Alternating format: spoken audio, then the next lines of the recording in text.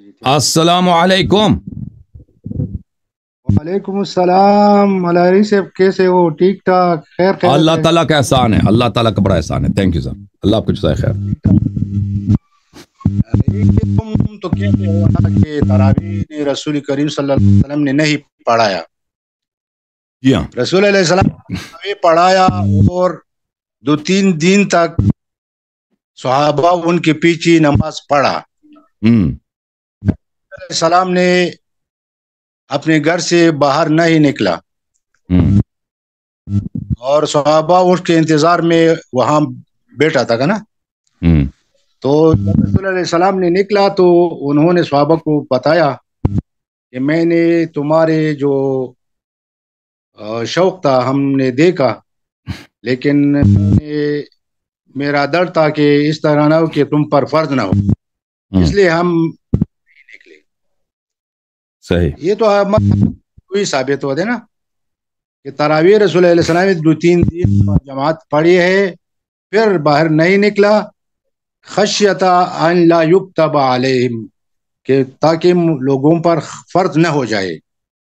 یکتبہ کا معنی ہے کہ تم پر عذاب نازل نہ ہو جائے. یکتبہ کا معنی فرض نہ ہو جائے. تم کو بھی پتا ہے اور ہم کو بھی پتا ہے کتبہ یکتبو قرآن کریم میں ہم بار بار آیا ہے, اور مطلب ہے کہ فرض ہونا. جیسا کہ آیا ہے کتب علیکم القتال کتب علیکم الصیام, اس طرح کتبہ میں معنی فرض ہونا. یہ کہ تم اس کا معنی کرتے ہو کہ عذاب تم پر نازل نہ ہو. جو نماز کی وجہ سے تو کوئی عذاب نازل نہیں ہوتا. نماز تو اللہ کی کیسا اس کی وجہ سے اگر بدعت تو عذاب آ جاتا ہے. نماز سے وہ پڑھا اور رسول علیہ السلام نے اجازت بھی نہیں دیا. رسول علیہ السلام اگر نفل پڑھتے تھے تو صحابہ ان کے پیچھے تو نماز نہیں پڑھتے تھے. یہ جماعت ہے نا, رسول علیہ السلام نے ان کو اجازت دیا تھا, اس لیے صحابہ ان کے پیچھے نماز پڑھا. اور نماز پڑھا کہ رمضان میں رہتا ہے نا. یہ چیز اللہ تعالیٰ سے روایت ہے کہ رسول علیہ السلام نے 11 رکعتوں سے زیادہ نہیں پڑھا. وہ تو نماز تہجد ہے. وہ جو دن کی رات کے ابتدائی مراحل میں جو نماز پڑھا ہو جاتا ہے وہ تراویح ہے. وہ جو آخری مرحلے کے پڑھا جاتا ہے وہ نماز تہجد ہے نا. اور جو ابتدائی مراحل پڑھا ہو جاتا ہے وہ نماز تراویح ہے. یہ تم تو تراویح تو انکار تو کرتے ہو نا. یہ نماز ہے, نماز اگر کوئی پڑھے تو کوئی برا کام تو نہیں ہے, رسول نے پڑھا ہے. تو علامہ صاحب آپ نے میری تقریر سنی ہے آج نہیں سنی ہے؟ تھوڑا سا تو سنا. میں دوبارہ کچھ باتیں آپ کی خدمت میں عرض کرتا ہوں. ابھی میرے باتوں کو سنیں آپ اچھی طرح سے, دیکھیں روایات کو دیکھتے ہیں اور روایات کے روح سے دیکھتے ہیں کہ صحابہ نے جو نماز پڑھی ہے رسول پاک صلی اللہ علیہ وسلم کے پیچھے, ان کے اجازت سے پڑھی ہے یا بغیر ان کے اجازت کے. دیکھیں وہ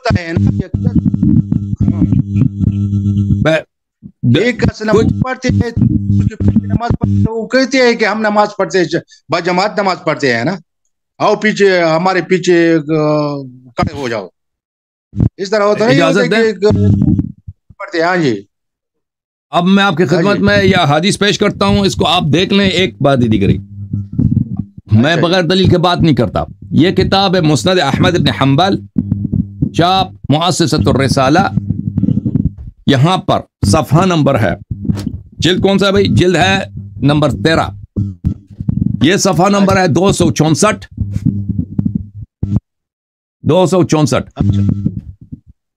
ابو ہریرہ سے روایت ہے کہ رسول پاک صلی اللہ علیہ وآلہ وسلم سمعته یرغب الناس فی قیام رمضان, لوگوں کو حکم دیتے تھے, اصرار کرتے تھے کہ رمضان میں نمازیں پڑھا کرو زیادہ سے زیادہ.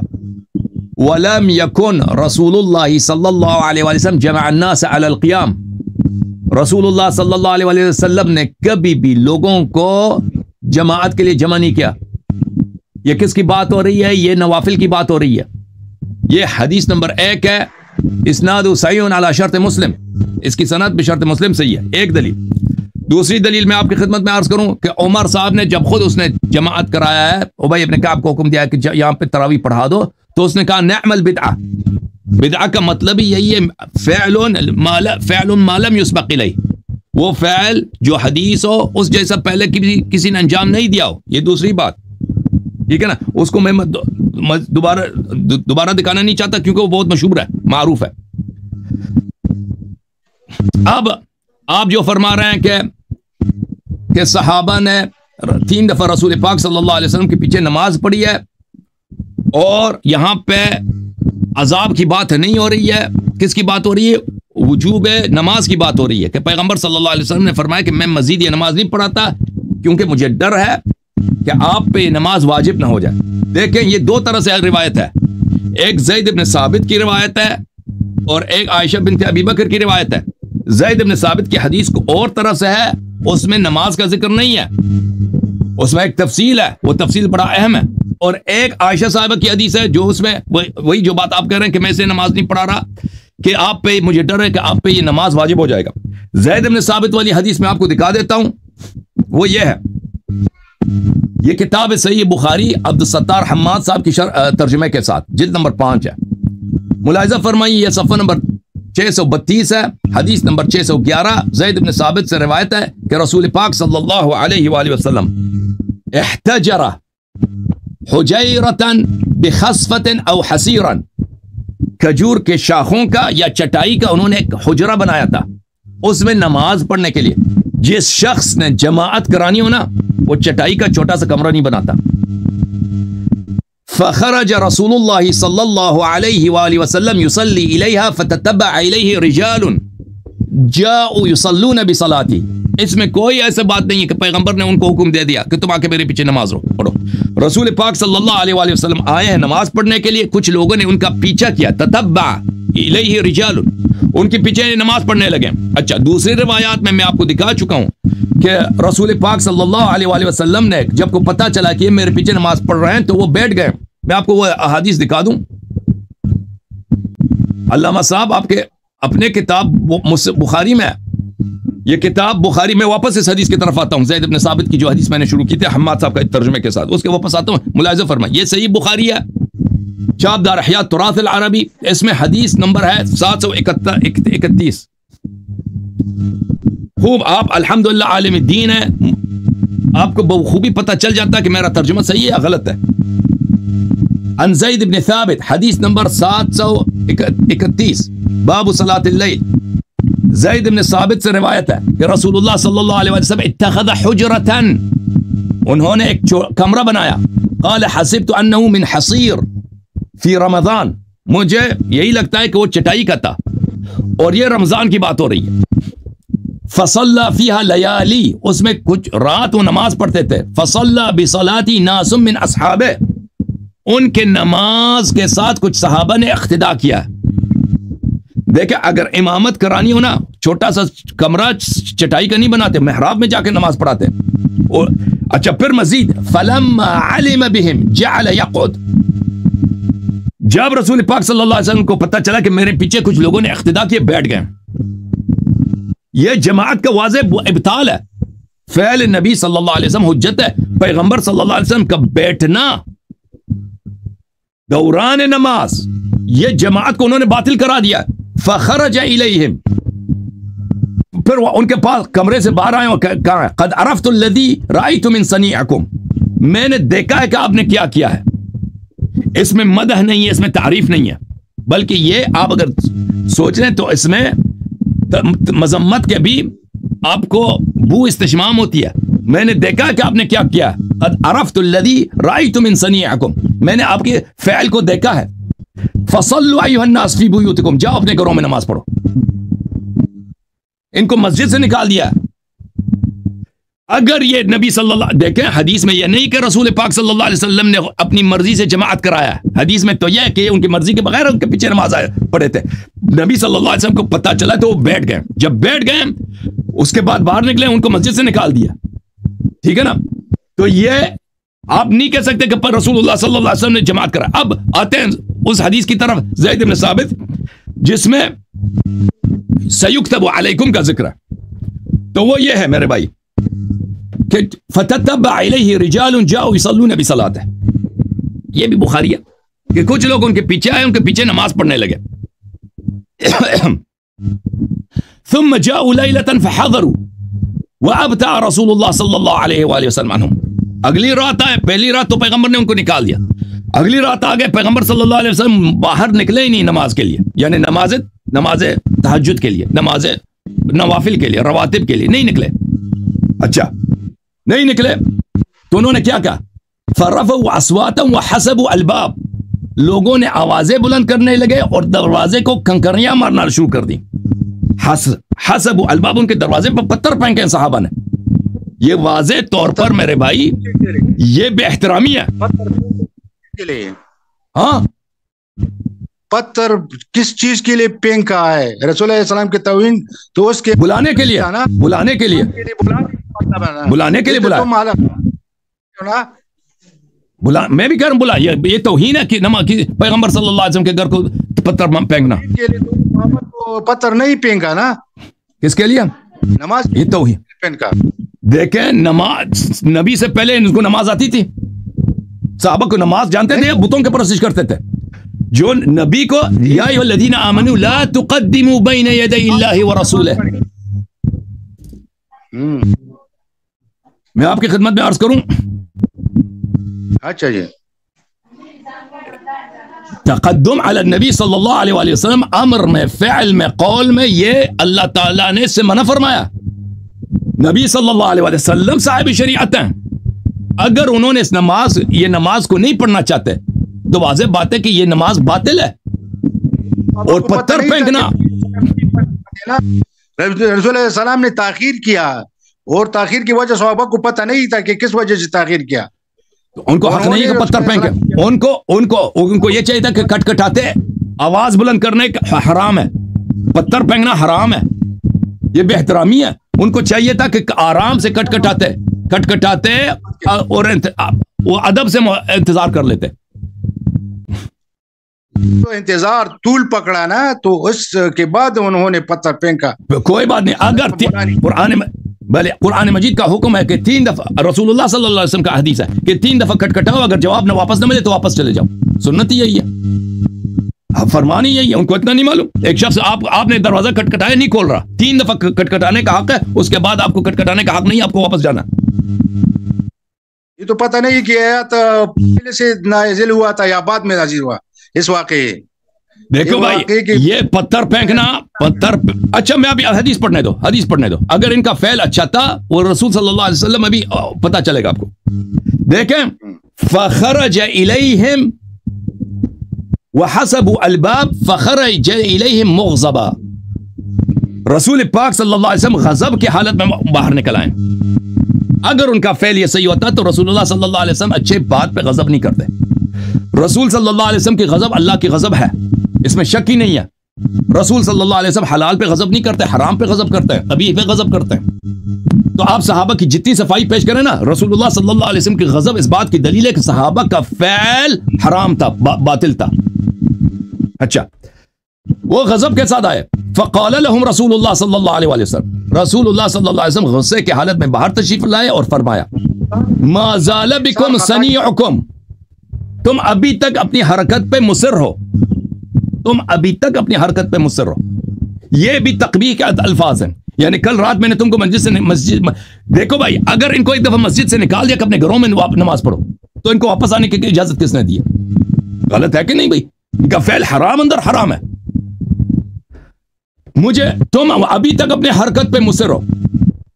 حتی ظننت انہ سیکتب علیکم, اب مجھے گمان ہوا ہے کہ آپ پہ لازم ہو جائے گا. یہاں پہ نماز کا ذکر نہیں ہے کہ نماز آپ پہ واجب ہو جائے گا. دیکھو یہ پتھر, ہاں یہ رسول صلی اللہ علیہ وسلم کی بے حرمتی اللہ کو پسند نہیں ہے. سب سے محبوب اللہ کے نزدیک مخلوق کون ہے؟ رسول اللہ صلی اللہ علیہ وسلم. صحابہ یہ کریں کہ پتھر پھینک دیں ان کے گھر پہ. عذاب کا آنا یہاں پہ محتمل ہے. یہاں پہ ہم کہتے ہیں سیکتب علیکم, قرائن یا قرینہ واضح موجود ہے کہ یہاں پہ جو یکتب علیکم آپ پہ لازم ہو جائے گا، یہ عذاب کی بات ہو رہی ہے، نماز کی بات نہیں ہو رہی کہ نماز واجب ہو جائے گا. اب بولیں آپ. اچھا ہم نے کہا نا کہ سیکتب بمعنی فرض ہے نا، اور صحابہ کا یہ تھا کہ رسول اللہ علیہ وسلم ان کے لیے نکل جائے اور ان کے لیے نماز پڑھے. یہ تو اچھا کام تھا، صحابہ کا نیت بھی اچھا تھا، اس لیے عذاب کیسے نازل ہو جائے؟ نماز پر عذاب نازل ہو جاتے ہیں. پتھر پھینکنے پر، پتھر پہ جب ان کو حکم دیا تھا کہ اپنے گھروں میں مسجد سے نکالا تھا نا، جا کے اپنے گھروں میں نماز پڑھو، واپس کیوں آئے؟ پھر واپس آ کے آواز بلند کیا، یہ بے حرمتی. پتھر پھینکنا ہے بے حرمتی، کھانسنا شروع کیا بے حرمتی. رسول صلی اللہ علیہ وسلم کی بے حرمتی آپ کو نہیں معلوم؟ پیغمبر کے اذن کے بغیر ان کے پیچھے نماز پڑھی ان لوگوں نے، اقتداء کیے. یہ بھائی سب کے اپنے سے شریعت بنا رہے ہیں، یہ سب کے سب مجوز ہے نزول عذاب کے، کہ یہ مستحق ہو گئے عذاب نازل ہو جائے ان پر. تم صحابہ کے فعل کو غلط رنگ دے رہے ہو. صحابہ کے آپ میں نے جو پڑھا ہے آپ کی کتابوں سے پڑھا ہے، اپنے سے کچھ نہیں ملایا. علامہ صاحب یہ تم تو کہتے ہو ہماری کتابوں میں، تو وہ جو صحابہ کی تمجید اور توصیف ہے وہ تو بیان تو نہیں کرتے ہو نا. یہ تو اگر کوئی صحیح توصیف ہے تو ہم توصیف مانیں گے نا. کوئی صحابہ چاہو تو مانتے ہیں نا، یہ نہیں مانتے بھائی. یہ صحابہ کے یہ فعل ہم نہیں مانتے. صحابہ نے اچھے کام کیا ہم مانتے ہیں، صحابہ نے غلط کام کیا تو نہیں مانتے بھائی. وہ ڈیپینڈ کرتا ہے نا صحابہ کا فعل کیا. علامہ صاحب آپ پھنس گئے بھائی، آپ پھنس گئے. تراویح باطل ہے، پھنس گئے. تراویح بدعت ہے، ختم. توبہ کرو. آپ کل سے آپ نے تراویح نہیں پڑھ، گھر میں پڑھنا ہے. گھر میں پڑھنا ہے. اوکے تراویح نہیں پڑھنا بھائی. پڑھا ہے دفعہ. ہاں وہ اجازت کے بغیر پیچھے نماز پڑھی ہے بھائی صاحب. اجازت کے بغیر صحابہ نے تراویح پڑھنے کی کوشش کی تھی، رسول اللہ صلی اللہ علیہ وسلم نے ان کو مسجد سے نکال دیا. یہ چکر یہ ہے. مسجد سے نکالا. ہاں یہ کہا کس حدیث میں ذکر ہے رسول اللہ علیہ السلام نے ان لوگوں کو مسجد سے نکالا ہے؟ فصلوا ایھا الناس فی بیوتکم. ابھی میں نے حدیث دکھا دی کہ جاؤ اپنے گھروں میں نماز پڑھو. یہ مسجد سے نکالنا ہے، جاؤ اپنے گھروں. مسجد وہ خود پیغمبر صلی اللہ علیہ وسلم خود مسجد میں نماز پڑھ رہے ہیں، سب صحابہ مسجد میں نماز وہ تہجد پڑھ رہے ہیں، ٹھیک ہے نا. جب انہوں نے اقتداء کیا، تہجد میں اقتداء کیا، ان کو کہا کہ جاؤ اپنے گھروں میں نماز پڑھو. یہ مسجد سے نکالنا. یہ رسول اللہ علیہ السلام کو اس لیے کہا ہے کہ تم پر فرض نہ ہونا، تم پر فرض. دیکھو رسول پاک صلی اللہ علیہ وسلم کتنے اعمال بجا لاتے تھے. میں ابھی آپ کو دکھاتا دیتا ہوں کہ فرض نہ ہو. میں آپ کی خدمت میں عرض کروں، دیکھو یہ فرض نہ ہونا میں نے کہہ دیا. اس کے متعلق میں کل جو ہے تفصیل سے بات کروں گا. یہ کہ اگر کوئی شخص کسی کار خیر پہ مواظبت کرے، مواظبت کی وجہ سے وہ واجب ہو جاتا ہے. یہ بالکل ایک ایسی چیز ہے کہ اس کا کوئی مثال نہیں ہے. رسول پاک صلی اللہ علیہ وسلم رواتب، نماز نوافل، نماز تہجد وغیرہ وغیرہ کتنی باتیں ہیں. ابھی میں نے عائشہ صاحبہ کی کتنی احادیث دکھا دی آپ کو کہ رسول پاک صلی اللہ علیہ وسلم جو بھی فعل بجا لاتے تھے اس کو دائماً بجا لاتے تھے، ہمیشہ بجا لاتے تھے. کوئی ان میں سے فرض نہیں ہوا، کوئی ان میں سے فرض نہیں ہوا بھائی. ملاحظہ فرمائیے فتح الباری بشرح صحیح البخاری، تالیف الحافظ ابن حجر الاسقلانی الجزء الثالث. یہاں پر صفحہ نمبر 13 میں ثم ان ظاہر الحدیث، وہ عائشہ کی جو حدیث ہے، انہ توقع، انہ صلی اللہ علیہ وسلم توقع، کہ رسول اللہ صلی اللہ علیہ وسلم کو توقع تھی، ترتب افتراض الصلاة باللیل جماعتا علی وجود المواظبت علیہا، کہ رسول اللہ صلی اللہ علیہ وسلم کو یہ توقع تھی کہ اگر میں نماز تہجد میں جماعت کے ساتھ مواظبت کر دوں تو یہ واجب ہو جائے گا. وفی ذلک اشکال، یہ بہت مشکل بات ہے کہ کیسے ہو سکتا ہے مواظبت کرنے سے، کیونکہ رسول اللہ صلی اللہ علیہ وسلم سب سنن پر، صحابہ سنن پر مواظبت کرتے تھے، کوئی سنت. اس کی وجہ سے مستحب عمل واجب نہیں ہوا، تو یہ کیسے واجب بن سکتا ہے؟ جب رسول نے کہا ہے کہ تم پر واجب نہ ہو، اس لیے ملاحظہ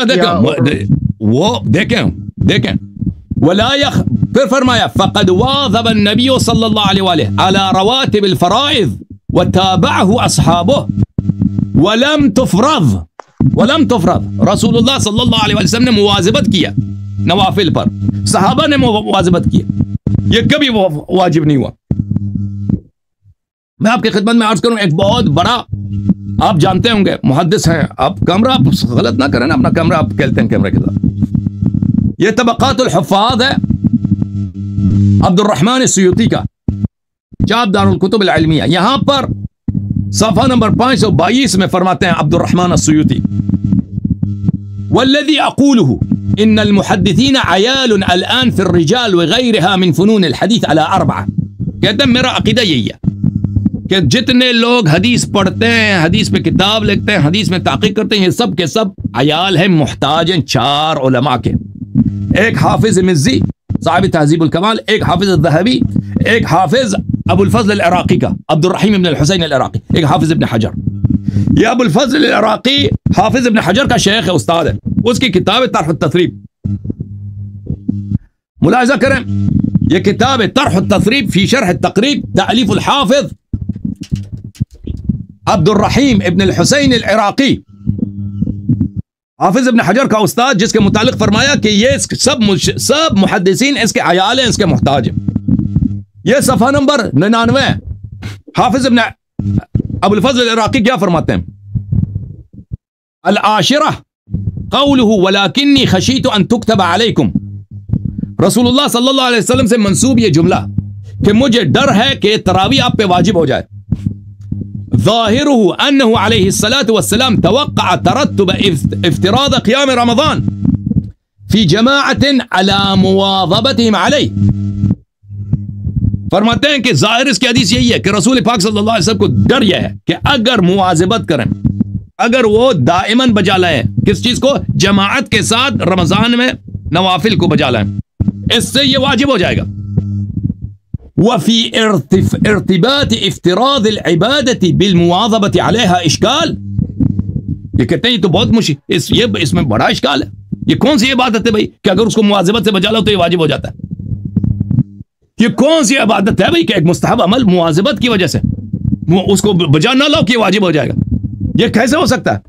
वलअल्ल लिल हदीस मानन गैर ज़ाहिरिही वलम अरा मन कशफ अल ग़िता अन ज़ालिक। हो सकता है इस हदीस का कोई मतलब और हो, मैंने आज तक नहीं देखा किसी ने इस हदीस की सही शरह की हो। इस हदीस का मतलब क्या है? ये कौन फरमाता है? ये हाफिज अबुल फ़ज़ल इराक़ी इब्न हजर का उस्ताद। अब भाई ये इब्न हजर खुद बोलता है कि इसमें इश्काल है। इसको किस मुअम्मा को किसी आलिम ने अभी तक हल नहीं किया कि ये कैसे हो सकता है कि एक चीज बजा लाने के मुस्तहब अमल है, उसके बजा लाने की वजह से वो वाजिब बन जाए।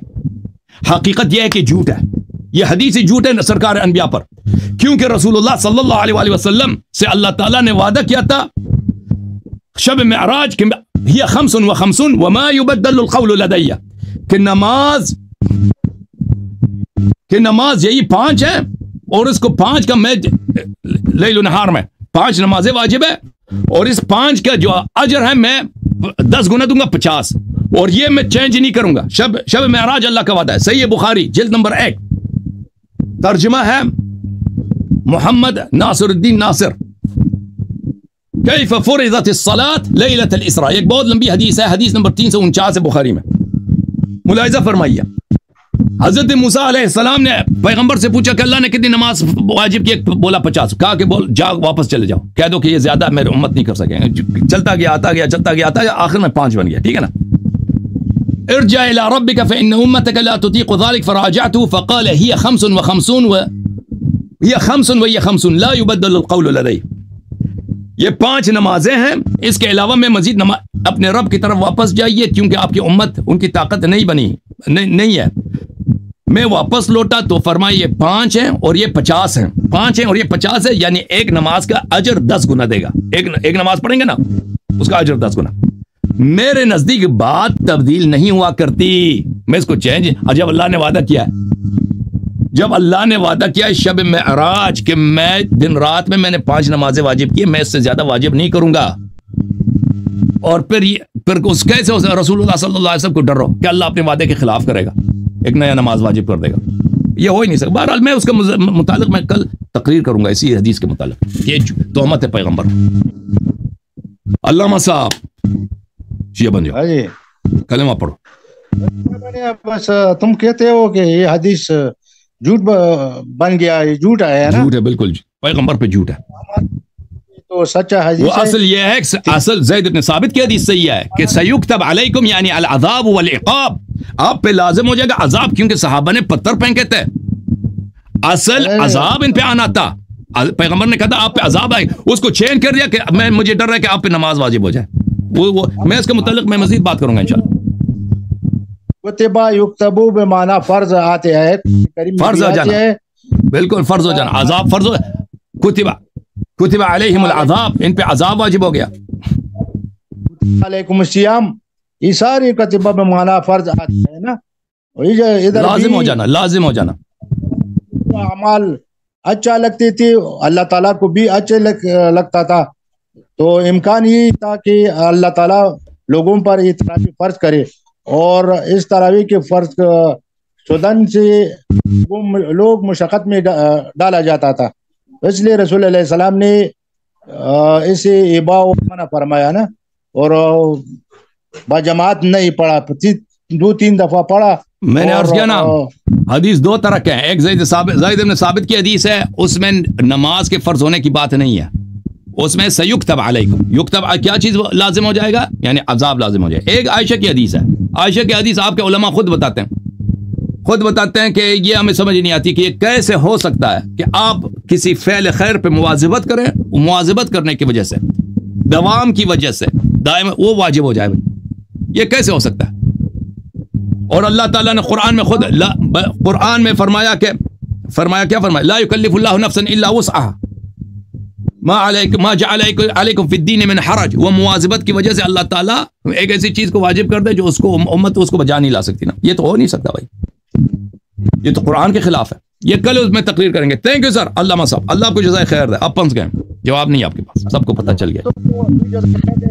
ٹھیک ہے بھائی صاحب، آپ ابھی تیاری کریں نا، میٹنگ رکھیں مدرسے میں، اور جواب کسی کے پاس نہیں. کیا فرمایا؟